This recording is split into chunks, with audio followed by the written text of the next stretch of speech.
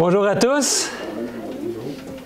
Très heureux d'être avec vous ce matin pour ce partage un peu troublant.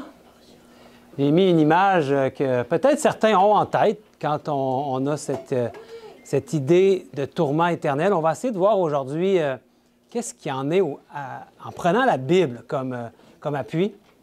Et j'aimerais dédier ce message à ma sœur qui avait posé la question sabbat dernier dans l'après-midi lors de l'étude. Oui, c'est ça. Donc, elle va se reconnaître et elle n'a pas pu être là aujourd'hui, mais donc, je lui dédie ce message. Je me suis dit, tant qu'à lui envoyer plein d'éléments de réponse, je vais en faire un message aujourd'hui. Et donc, la vérité biblique sur les tourments éternels et particulièrement Apocalypse 20, verset 10. Et Apocalypse 20, verset 10, qu'on vient de lire, je vais vous le mettre à l'écran. Et ça nous parle du diable. Et le diable qui les séduisait fut jeté dans l'étang de feu et de soufre, où sont la bête et le faux prophète. Et ils seront tourmentés jour et nuit au siècle des siècles. Et mon objectif, c'est qu'à la fin, aujourd'hui, on puisse bien comprendre ce verset-là. On va aller le décortiquer, on va aller voir ce qui se retrouve dedans. Puis, je pense que c'est très important d'avoir la vérité sur ce sujet-là. Aujourd'hui, il y a des gens qui sont très troublés et on a besoin de voir qu'est-ce que la Bible nous dit et mieux comprendre le caractère de Dieu aussi. Et ce texte-là ici nous parle du diable qui va être jeté dans l'étang de feu et de soufre, où est la bête et le faux prophète. Donc, on nous parle de comme trois entités. Et vous connaissez peut-être le message du troisième ange, qui nous parle aussi de ce même genre une phrase qui est similaire par rapport aux impies, aux humains.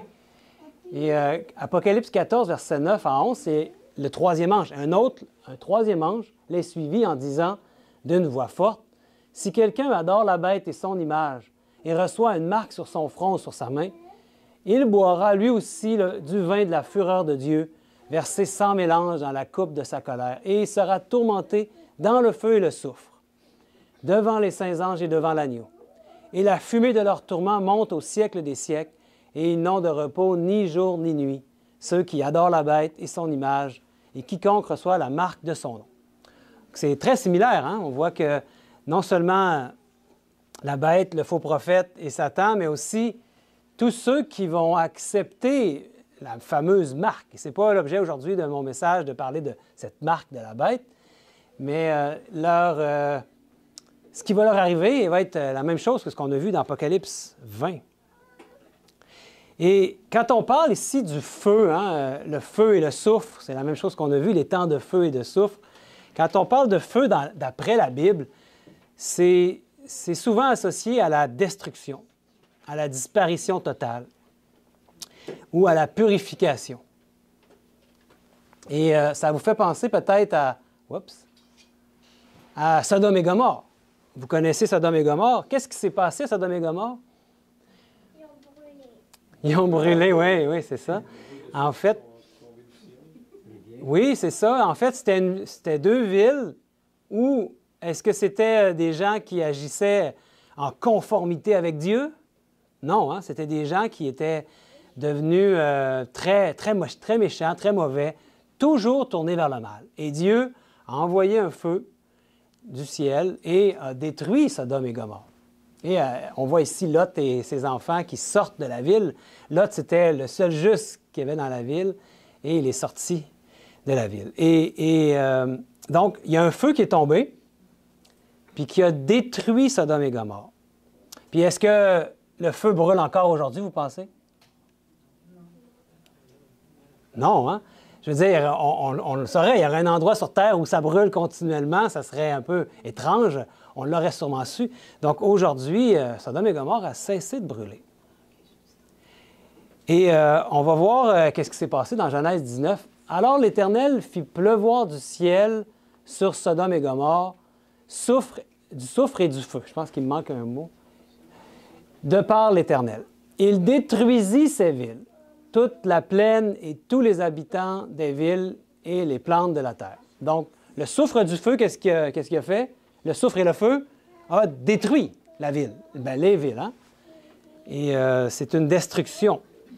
Une destruction qui a amené, parce que on nous parle d'un feu éternel. Je n'ai pas mis de texte, j'aurais dû le mettre, mais on nous parle d'un feu éternel qui est descendu pour détruire Sodome et Gomorrhe. Mais comme je vous dis, aujourd'hui, ça brûle plus. Et même, Sodome et Gomorrhe, comment est décrit aujourd'hui cette ville et ses habitants? De façon très... c'est Pierre qui le décrit. Il dit, si la condamnée à la destruction et réduit en cendres les villes de Sodome et Gomorrhe, les donnant comme exemple aux impies à venir. Donc, aujourd'hui, Sodome et Gomorrhe sont réduits en cendres. Il n'y a plus rien qui brûle. C'est une évidence. Et c'est intéressant aussi que ça va nous aider à comprendre notre fameux verset qu'on veut comprendre, parce que c'est un exemple, Sodome et Gomorrhe, de ce qui s'en vient. Et la destruction est arrivée et, à un moment donné, elle a réduit en cendres les habitants et les villes. Et un autre texte ici dans Luc nous en parle, mais le jour où Lot sortit de Sodome, une pluie de feu et de soufre tomba du ciel et les fit tous périr.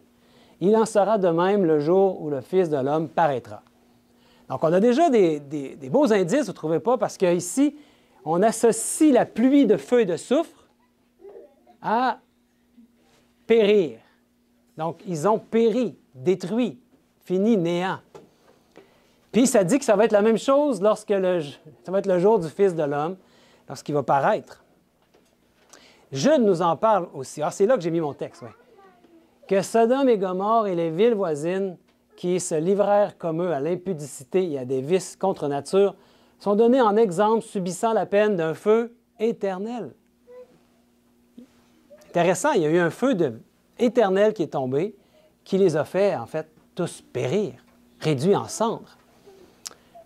Ça nous aide déjà à comprendre. Et le texte de Apocalypse 20, verset 10, qu'Alain nous a lu juste avant, est vraiment le même, similaire à un texte qui se trouve dans l'Ancien Testament, dans Ésaïe. Et sûrement, en tout cas, on peut penser qu'il est tiré de ce texte-là. Vous allez voir, c'est dans Ésaïe 34, au verset 8 à 10. « Car c'est un jour de vengeance pour l'Éternel, une année de représailles pour la cause de Sion.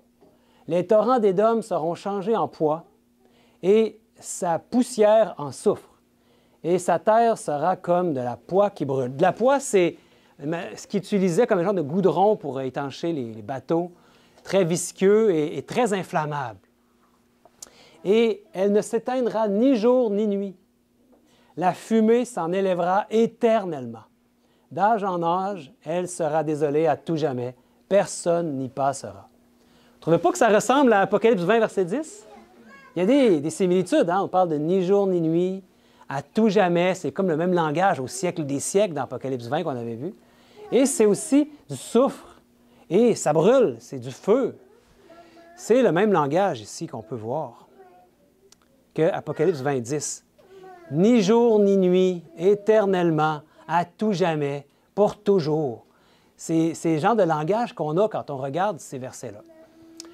Pourtant, est-ce que la punition contre les rebelles va être éternelle?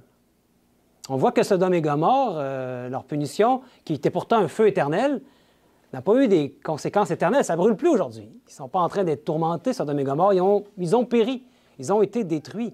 Donc, comment comprendre ici ces mots très forts, ni jour ni nuit, éternellement, pour jamais. Puis, on va essayer de comprendre. Puis, pourtant, Psaume nous dit, hein, un peu après, non, pas avant, pas après, mais qu'est-ce qui va être le sort des méchants? Le Psaume nous dit ici, « Car les méchants seront retranchés, et ceux qui espèrent en l'Éternel posséderont le pays. » Encore un peu de temps, et le méchant n'est plus. Tu regardes le lieu où il était, et il a disparu. Le méchant va disparaître, il ne sera plus. Il va être retranché. Et un peu après, le texte nous dit, « Mais les méchants périssent, et les ennemis de l'Éternel comme les plus beaux pâturages. Ils s'évanouissent. Ils s'évanouissent en fumée. Il a passé et voici, il n'est plus. Je le cherche et il ne se trouve plus. On parle du méchant. Mais les rebelles sont tous anéantis. La postérité des méchants est retranchée. Donc, pourquoi le texte nous dit au siècle des siècles, le texte qu'on a vu au départ, qu'on veut essayer de comprendre, pourquoi il nous dit au siècle des siècles ou à tout jamais, s'ils sont finalement anéantis et complètement réduits en cendres? Il nous faut comprendre le langage biblique parce qu'il faut concilier tous ces versets. On peut pas avoir, la Bible ne peut pas se contredire. Il ne peut pas y avoir deux manières de voir les choses dans la Bible. Il y a une unité, il y a, dans un même esprit, on doit le saisir. Et ces textes-là qu'on a vus à tout jamais et pour toujours, on doit les concilier. Donc, on va voir d'autres passages où on utilise ces versets-là dans la Bible, puis ça va nous aider à comprendre. Comme ici, par exemple, dans 1 Chronique, au chapitre 28.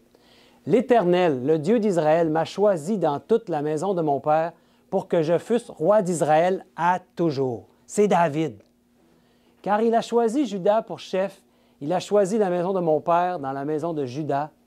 Et parmi les fils de mon père, c'est moi qu'il a voulu faire régner sur tout Israël. » C'est le roi David. Et il est dit qu'elle allait être roi d'Israël à toujours. C'est le même genre de mots qu'on veut comprendre. La Bible utilise cette expression-là, à toujours. Mais est-ce que David a régné pour toujours? Mais non. Son règne a duré 40 ans. C'était un long règne. Puis, mais aujourd'hui, il ne règne plus. Mais pourtant, la manière que c'est dit, c'est à toujours. Un autre texte qui va nous aider, dans Deutéronome 15. Ça dit, « Si ton esclave te dit, je ne veux pas sortir de chez toi parce qu'il t'aime, toi et ta maison, et qu'il se trouve bien chez toi, alors tu prendras un poinçon et tu lui perceras l'oreille contre la porte, et il sera pour toujours ton esclave. Tu feras de même pour ta servante. » Donc ici, pour toujours, va se terminer à quel moment? Parce que, est-ce qu'il est resté esclave pour toujours? Un jour, l'esclave, il est décédé. Donc, pendant sa vie, il a été serviteur. Et il était bien avec son maître. Il voulait rester avec lui. Puis il a été pour toujours de ses jours à lui. Parce qu'on sait très bien qu'une fois qu'on est mort, on ne peut plus être un serviteur. Donc, c'est... Il y avait la journée de jubilé. Oui, qui pouvait être libéré de... Mais lui, il voulait être pour toujours. Hein, il était heureux avec son maître. On a un petit peu le même langage aussi quand on parle de Jonas. Vous connaissez l'histoire de Jonas, où il s'est retrouvé dans le ventre du grand poisson. Puis qu'est-ce qu'il dit, Jonas, quand il était dans le ventre du grand poisson? Dans Jonas 2, verset 6. « Je suis descendu jusqu'aux racines des montagnes, les barres de la terre m'enfermaient pour toujours. Mais tu m'as fait remonter vivant de la fosse éternelle, mon Dieu. » Est-ce que Jonas est resté pour toujours dans le poisson, finalement? Jésus lui-même va nous dire combien de temps il est resté dans le poisson. Hein? Car de même que Jonas fut 3 jours et 3 nuits dans le ventre d'un grand poisson, de même, le Fils de l'homme sera 3 jours et 3 nuits dans le sein de la terre. Jésus lui-même nous donne la réponse. Donc, pourtant, ce que la Bible nous donne comme information, Jonas, lui, ce qu'il a dit, c'est pour toujours. Est-ce que ça nous aide à comprendre? Et la durée des mots, à jamais, pour toujours, et c'est dans la même catégorie qu'au siècle des siècles, et jour et nuit, comme si c'était pour toujours, hein? C'est déterminé par la façon dont ils sont appliqués et la nature du sujet auquel elle est appliquée. Si on l'applique au domaine de la vie, ces mots-là, et disons, Dieu vit à jamais, ou les saints vivront à jamais, nous voulons dire que leur vie sera sans fin. Pourquoi? Parce que Dieu est immortel, par nature, et les saints recevront l'immortalité. Mais si nous disons que les méchants brûleront à jamais, nous voulons dire tant qu'ils vivront. ce qui ne sera pas sans fin. Puisque, par nature, est-ce qu'ils sont immortels? Non, ils sont mortels. Et que la vie éternelle ne leur sera pas accordée. La vie éternelle va être accordée à qui? Ceux qui ont accepté Jésus dans leur cœur. Amen. Et quel est le verset le plus connu de toute la Bible? Jean 3,16. C'est un verset qui nous renseigne que Dieu a tant aimé le monde qu'il a donné son Fils unique afin que quiconque croit en lui ne périsse point, mais qu'il ait la vie éternelle. La vie éternelle est pour qui? Pour ceux qui croient en qui? En Jésus, son Fils unique, le Fils unique de Dieu. Mais pour ceux qui ne croient pas en lui, est-ce qu'ils ont la vie éternelle? Non, ils vont périr. Comment concilier ça avec un texte qui nous dit qu'ils vont être tourmentés jour et nuit, alors qu'ils vont périr? Avez-vous réalisé qu'il faut que Dieu les garde en vie pour toujours pour qu'ils puissent être tourmentés pour toujours? Il faudrait que Dieu leur donne la vie éternelle pour toujours. Et ici, c'est très clair dans 1 Jean, celui qui a le Fils a la vie. Celui qui n'a pas le Fils de Dieu n'a pas la vie. Je vous écris ces choses afin que vous sachiez que vous avez la vie éternelle, vous qui croyez au nom du Fils de Dieu. Est-ce que vous croyez au nom du Fils de Dieu? Bien, vous avez la vie éternelle. Il y en a des gens sur cette terre, malgré que Dieu a tout fait, hein, il a tellement aimé le monde dans son agapé incroyable, qu'il a donné son seul Fils unique pour pas qu'il aille à périr, pour qu'il puisse avoir la vie éternelle. Mais s'il y en a qui n'en veulent pas de la vie éternelle, qu'on appelle les rebelles ou les impies ou les méchants, la Bible donne plein de mots, bien, ils n'auront pas cru au nom du Fils de Dieu et la vie va leur être enlevée. Ils n'auront pas la vie éternelle pour toujours.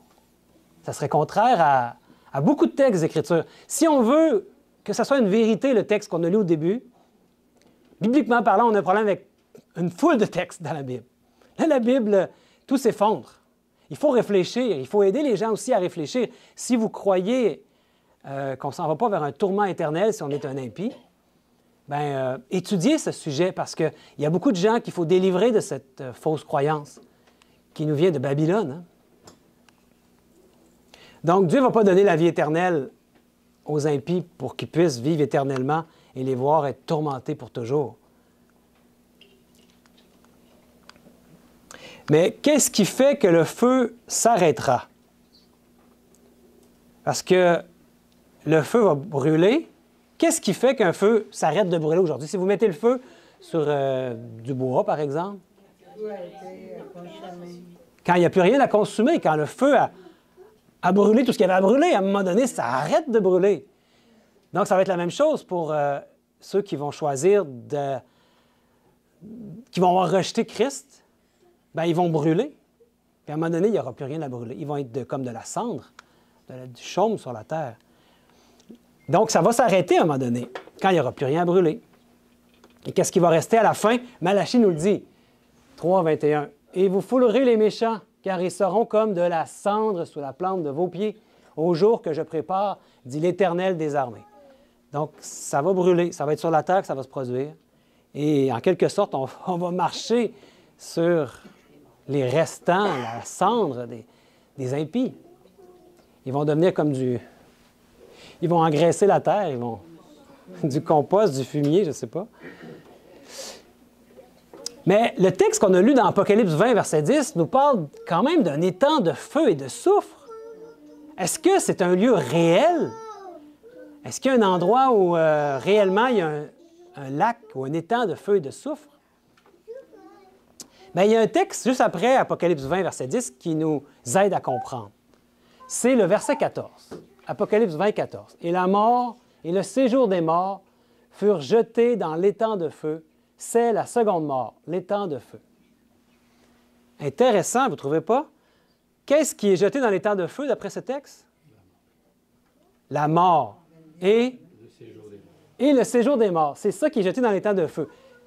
Est-ce que vous comprenez ce langage? La mort et le séjour des morts vont être jetés dans l'étang de feu. Est-ce que c'est un langage littéral ou symbolique, vous pensez?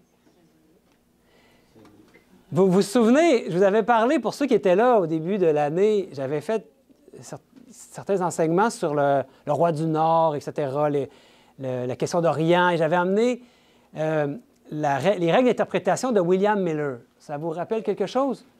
William Miller, il y en a qui savent c'est qui? Oui? William Miller avait établi des règles d'interprétation de la Bible pour les prophéties. Et moi, j'aime bien la 11e règle. Vraiment, ça m'aide énormément quand je lis l'Apocalypse. Moi, je pensais que l'Apocalypse, c'était un livre symbolique d'un bout à l'autre. Mais je me rends compte que non, il y a des parties qui sont littérales dans l'Apocalypse.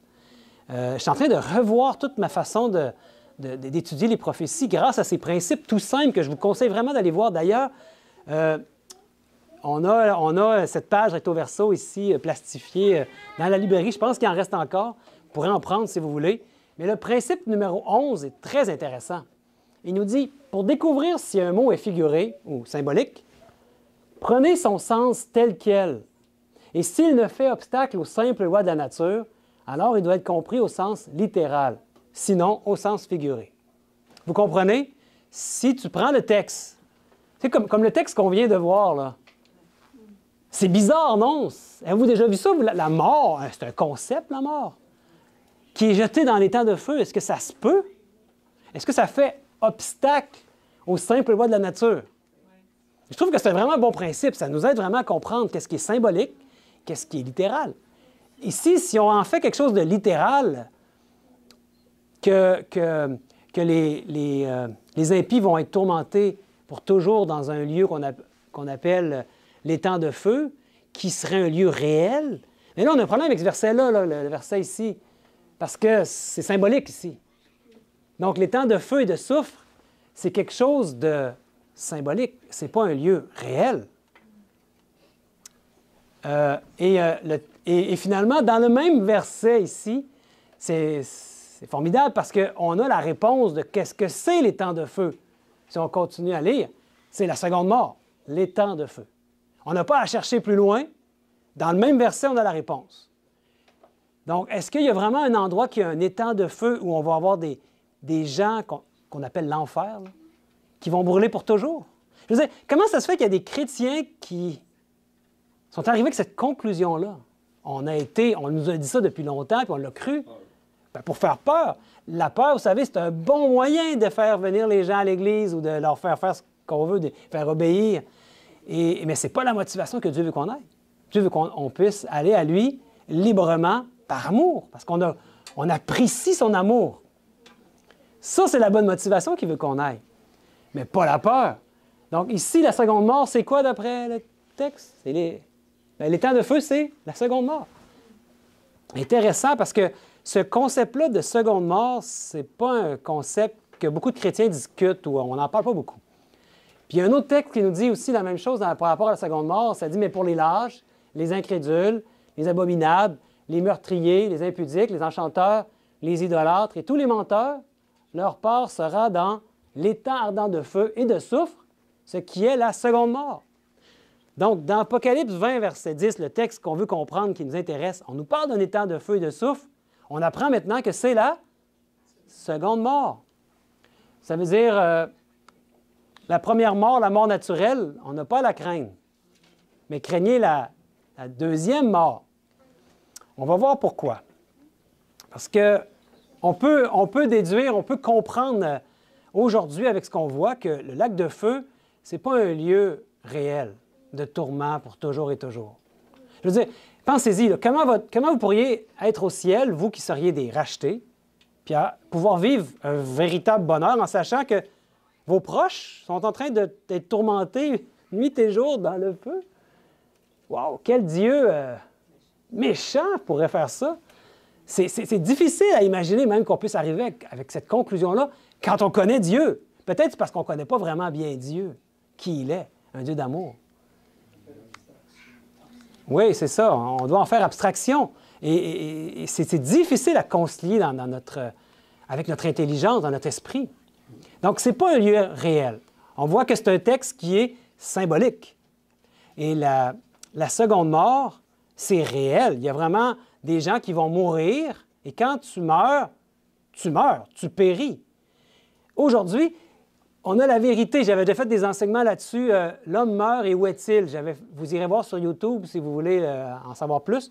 Je ne vais pas ramener toutes ces choses-là, mais clairement, on peut démontrer d'après la Bible que quand on meurt, la Bible nous dit que c'est comme un sommeil. On dort. Donc, ce n'est pas un endroit où on va être en attente ou tourmenté. Donc, la seconde mort, c'est la mort à laquelle on ne ressuscite pas, à laquelle on ne se réveillera jamais. C'est la destruction totale. Les méchants vont être tourmentés, en fait. De savoir tout ce que l'Éternel a fait pour toi en son Fils Jésus, puis de voir que tu aurais pu avoir la vie éternelle si tu avais arrêté de résister pendant toute ta vie, malgré qu'il te l'a montré à plusieurs reprises. Hein? Ça va être tourmentant pour les gens quand ils vont se rendre compte de leur bêtise et de leur rébellion, sans raison. L'amour de Dieu était là. Puis il va y avoir à la fin un moment où ils vont brûler. Plus ou moins longtemps, on pourrait voir ça. Il y a des textes qui nous montrent, selon le degré de péché que tu as fait dans ta vie, Satan va être sûrement le dernier à mourir. Mais oui, il va y avoir un tourment, mais qui va avoir une fin. Puis ça va être en fait la mort éternelle. La mort de laquelle tu ne reviens jamais. La seconde mort. Puis il y a le concept de jour et nuit qui est dans le texte d'Apocalypse 20:10. Hein? Jour et nuit. C'est un langage terrestre, jour et nuit. Il n'y a pas un endroit quelque part dans l'univers où il y aurait un lieu de tourment éternel. Et il y a des textes qui nous disent que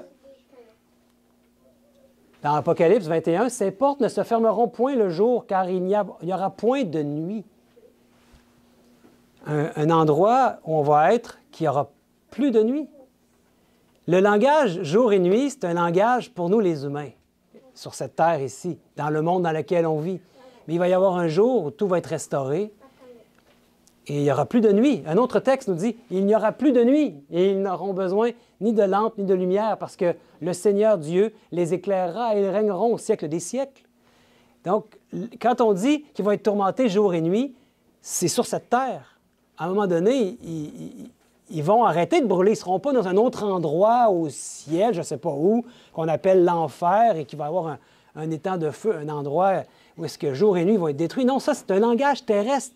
Comme quand on a vu le serviteur qui pour toujours allait servir son maître. À un moment donné, quand il est mort, bien, le pour toujours s'est arrêté là hein, pour lui. Donc, ça va être la même chose pour les impies, les méchants, qui, pour eux, quand on dit qu'ils vont être tourmentés jour et nuit, bien, c'est jusqu'à temps qu'ils meurent. Sur cette terre, ils vont mourir. Ils vont être du chaume, de la cendre sur la terre. Il faut réconcilier tous ces textes-là. Mais est-ce que le diable, lui, parce que l'Apocalypse 20 nous parle du diable, hein, qui va être jeté dans les temps de feu, puis qui va aller rejoindre la bête et le faux prophète. Est-ce que lui, il ne serait pas tourmenté jour et nuit, au siècle des siècles, comme dit Apocalypse 20, verset 10? Bien, là, OK, je comprends pour les humains, mais Satan, lui, il mérite vraiment là, d'être tourmenté jour et nuit, pour toujours et toujours. Donc, encore là, il faudrait que Dieu lui donne la vie éternelle pour ça. Présentement, il a la vie éternelle parce qu'il n'est jamais mort. Mais est-ce qu'il va vivre la seconde mort, lui aussi, la mort de laquelle on ne se réveille point, plus jamais? On va voir un texte de ce que Uriah Smith a dit. Vous connaissez Uriah Smith? C'est lui qui a écrit Daniel et l'Apocalypse il y a bien longtemps. Puis j'aurais essayé de l'expliquer. C'est un peu des concepts. J'aime autant le lire à l'écran. Vous allez voir, on va essayer de comprendre ce qu'il dit. Il dit, en se basant sur le verset 10, on parle d'Apocalypse 20, là, certains ont affirmé que le diable serait tourmenté jour et nuit. Mais le témoignage de ce passage inclut plus que cela. L'expression « ils seront tourmentés » est au pluriel et fait une affirmation au sujet de la bête et du faux prophète, tandis qu'elle serait au singulier s'il s'agissait seulement du diable. Première chose. Il faut noter que dans la phrase « où sont la bête et le faux prophète », le verbe « sont » a été rajouté. Et ça, je suis allé voir, c'est pas juste Uriah Smith qui dit ça, plusieurs érudits de la Bible, on peut voir que ce mot-là a été ajouté, pas dans la version originale, le verbe « sont ». Donc, il serait plus approprié de suppléer à « il fut jeté ». en coordonnant ceci avec ce qui est dit au diable juste avant. La traduction la plus exacte ajoute en plus le mot « aussi après ou ». Donc, faites-vous-en pas, on va aller voir ce que ça veut dire. La phrase se lit alors ainsi. « Le diable fut jeté dans l'étang de feu et de soufre, où furent aussi jetés la bête et le faux prophète. » Voilà la bonne manière de voir le verset ici, si on se fie vraiment aux mots originaux. Donc, ça veut dire que la bête et le faux prophète furent jetés dans le lac de feu et détruits au commencement des 1000 ans. Ils ont déjà été détruits au commencement des 1000 ans. Ça veut dire que Satan va aller les rejoindre. Ils sont déjà passés par la destruction. Et Satan ne va pas aller les rejoindre dans un endroit où ils sont en train de brûler pour toujours. C'est ça que le mot « sont » nous ferait croire, mais ce n'est pas ce que le texte nous dit. Les individus qui composaient leurs organisations, eux, se lèvent maintenant à la seconde résurrection et une destruction similaire et finale tombe sur eux sous le nom de Gog et Magog. Un texte qu'on peut voir aussi dans l'Apocalypse. Et en fait, Apocalypse 19:20 nous dit ça. « Et la bête fut prise, et avec elle le faux prophète, qui avait fait devant elle les prodiges, par lesquels il avait séduit ceux qui avaient pris la marque de la bête et adoré son image. Ils furent tous les deux, jetés vivants dans l'étang ardent de feu et de soufre. » Qui vont être jetés vivants dans l'étang ardent de feu et de soufre? On nous parle de la bête et du faux prophète. Des organisations politico-religieuses. Ce n'est pas le but aujourd'hui de mon exposé, de parler de qui c'est. Mais on nous parle ici, en fait, qui va être jeté. Qu'est-ce qui va être jeté dans l'étang de feu? Ce n'est pas des individus. Eux, comme nous tous, comme tous les humains qui sont impies, je devrais dire, vont être jetés dans l'étang de feu, mais à la fin, lorsque ça va être l'exécution du jugement, la seconde mort. Mais déjà ici, dans Apocalypse 19, on nous dit que les organisations cessent d'exister en tant qu'organisation et ils sont jetés dans l'étang de feu et de soufre. Donc, c'est la bête symbolique qui est jetée dans le lac de feu. Puis à quel moment? Mais quand Jésus revient. C'est là que ça met fin à ces organisations-là. Ça fait du sens pour vous? Et ceux qui font partie de ces organisations-là vont être détruits à la fin, comme tous les autres impies. Mais en réalité, qu'est-ce que c'est la seconde mort? Par opposition à la mort naturelle, aujourd'hui, vous avez sûrement des proches qui sont morts de ce qu'on appelle la première mort, hein, la mort naturelle. Cette mort naturelle-là donne droit à la résurrection. Ça va être soit la première résurrection ou la deuxième résurrection. Les seuls qui ne vont pas ressusciter, c'est ceux qui vont être vivants au retour de Jésus, qu'on appelle les 144 000. Mais sinon, toutes les autres vont ressusciter, soit pour la première résurrection au retour de Jésus, ou soit pour la deuxième résurrection, à la fin de la période de 1000 ans. Puis la seconde mort, elle, est le résultat d'une condamnation par Dieu et aboutit à une destruction totale et définitive. Sans espoir de revenir un jour, sans espoir de résurrection. En fait, la seconde mort, t'en reviens plus. Il n'y a pas de résurrection possible. Donc, qu'est-ce qui va arriver à Satan alors? Et il y a un texte qui nous parle de Satan dans Ézéchiel 28, et je vous encourage à aller lire tout le chapitre d'Ézéchiel 28. Vous allez vraiment voir une description de Satan. J'ai mis quelques versets pour vraiment qu'on soit conscient qu'il s'agit de Satan. À partir du verset 14, « Tu étais un chérubin protecteur. » C'est ce que Satan était avant de chuter, avant de tomber, avant que l'orgueil s'empare de lui. Aux ailes déployées, je t'avais placé et tu étais sur la sainte montagne de Dieu. Tu marchais au milieu des pierres étincelantes. Tu as été intègre dans tes voies depuis le jour où tu fus créé jusqu'à celui où l'iniquité a été trouvée chez toi. On parle de Satan ici, vous êtes d'accord? Par la grandeur de ton commerce, tu as été rempli de violence et tu as péché. Je te précipite de la montagne de Dieu et je te fais disparaître, chérubin protecteur, du milieu des pierres étincelantes. Voyez maintenant la suite. Maintenant qu'on sait qu'on parle de Satan, ça dit « Ton cœur s'est élevé à cause de ta beauté. Tu as corrompu ta sagesse par ton éclat. Je te jette par terre, je te livre en spectacle au roi. Par la multitude de tes iniquités, par l'injustice de ton commerce, tu as profané tes sanctuaires. Je fais sortir du milieu de toi un feu qui te dévore. Je te réduis en cendres sur la terre, aux yeux de tous ceux qui te regardent. Tous ceux qui te connaissent parmi les peuples sont dans la stupeur à cause de toi. Tu es réduit au néant, tu ne seras plus à jamais. Très intéressant ici, ce texte qui nous parle de Satan, parce qu'on voit que c'est comme s'il y a un feu qui vient de son intérieur. C'est comme s'il est rongé de l'intérieur, peut-être par les remords. Il y a quelque chose, en tout cas, qui vient de l'intérieur de lui-même et qui le dévore, qui l'anéantit. Puis il va être réduit, après avoir brûlé, en cendres. Voilà notre réponse, ce qui va arriver avec Satan. Il va être réduit en cendres sur la terre. La même chose que pour les impies.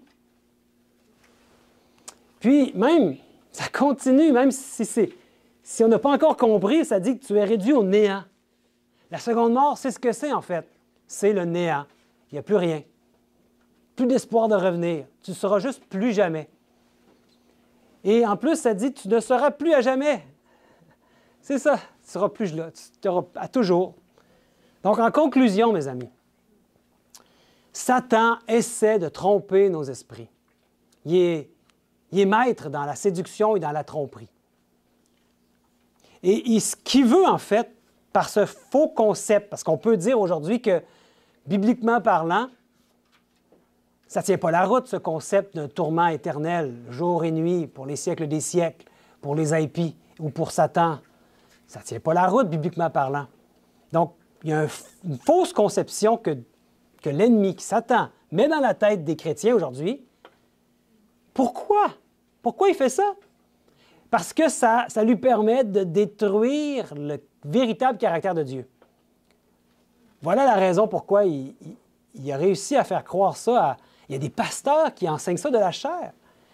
Ça me fait penser, je ne sais pas si vous avez déjà écouté le film de Luther, quand il y a eu la Réforme. En tout cas, il y a plusieurs films, mais il y en a un où on voit que quand il voulait avoir des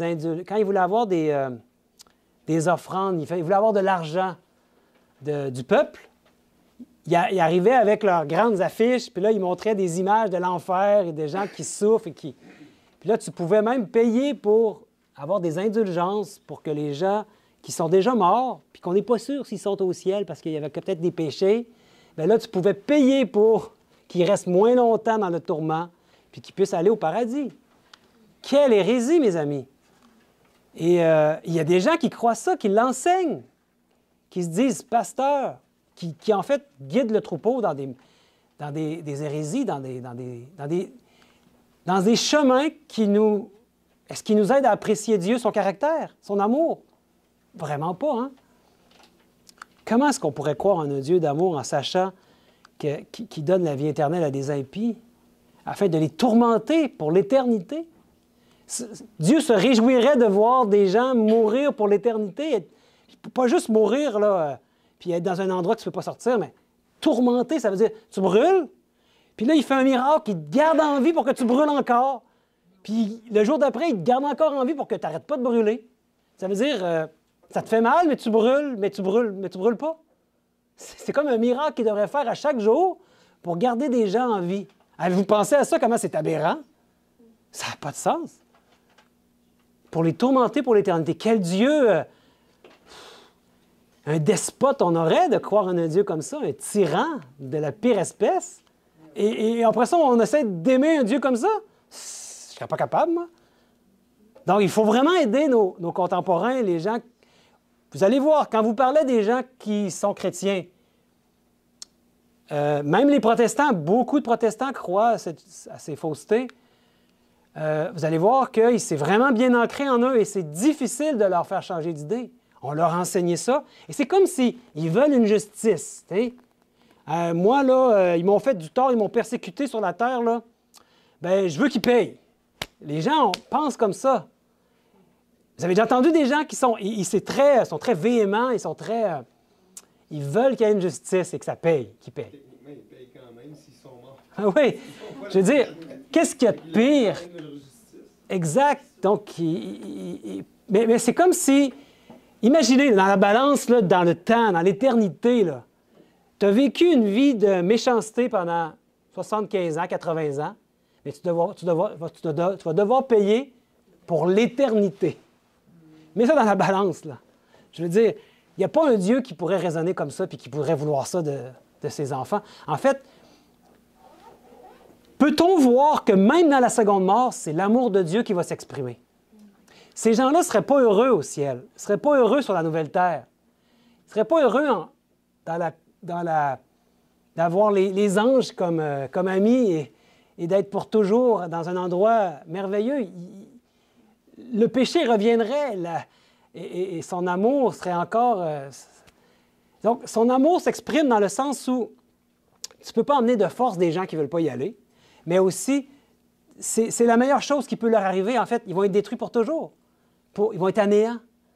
Même, on va oublier, la Bible nous dit, leur souvenir va à un moment donné disparaître complètement. Il va l'effacer de notre mémoire. Ça va être comme s'il n'avait jamais existé. Donc, ces choses-là ne reviendront plus en tête. Et je ne parle pas pendant le temps du millénium, du 1000 ans au ciel, parce que là, les livres vont être ouverts, on va avoir un jugement de délibération qui va se faire. On va voir pourquoi telle ou telle personne est là ou pas là. Et ça va être important, ça, pour la guérison que Dieu veut nous donner de tous nos chagrins, tous nos deuils. Puis on va pouvoir se rendre compte des justes jugements de Dieu. Mais après, tous ces livres-là, les livres de mort, qu'on va parler cet après-midi, justement, vont être détruits. Ça ne reviendra plus en tête. Donc, pour l'éternité, on va pouvoir vivre un vrai bonheur et une paix. Pas en sachant que peut-être ton conjoint brûle dans un autre lieu, là, puis de temps en temps, tu vas le voir par la fenêtre, puis je vais revenir le mois prochain. Non, mes amis, ça ne marche pas comme ça avec Dieu. Jésus a racheté les humains à un prix inestimable. Le prix de son Fils, Jésus, son Fils unique. Mais Satan, lui, il veut les entraîner dans la mort éternelle qui a été prévue, non pour les humains, hein, mais pour lui et ses anges. La seconde mort n'a pas été prévue pour les humains. La preuve, c'est que Jésus est devenu un humain pour qu'en lui, nous n'ayons pas à subir la mort éternelle. Mais la mort éternelle, la seconde mort, les temps de feu et de souffle, si vous voulez, elle a été prévue pour Satan et ses anges. Et c'est ce qu'il nous dit dans Matthieu 25. Ensuite, il dira à ceux qui seront à sa gauche, « Retirez-vous de moi, maudits. Allez dans le feu éternel qui a été préparé pour le diable et pour ses anges. » Il est préparé pour eux, mais si tu ne veux pas de Jésus-Christ, tu vas aller le rejoindre. Satan, lui, il essaie d'en emmener le plus possible avec lui dans cette mort éternelle. Et c'est pour ça qu'il essaie de tromper le plus grand nombre. Il veut nous emmener avec lui. Mais vous savez, 2 Pierre 3 nous dit « Le Seigneur ne tarde pas dans l'accomplissement de la promesse, comme quelques-uns le croient, mais il use de patience envers vous, ne voulant pas qu'aucun périsse. » Aucun! Il ne voudrait pas qu'il n'y ait aucun être humain qui périsse, mais voulant que tous arrivent à la repentance. Même dans Romains 2, ça nous dit qu'il nous pousse, nous les humains, à la repentance. C'est formidable. Il nous pousse. C'est lui qui met la repentance en nous. Puis il ne tarde pas dans l'accomplissement de sa promesse.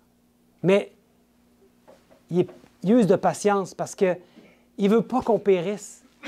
Il est encore capable de toucher notre cœur. Il fait tout ce qu'il peut pour en amener le plus grand nombre au ciel avec lui, pour qu'on puisse échapper à ce qui a été préparé pourtant pour Satan et ses anges.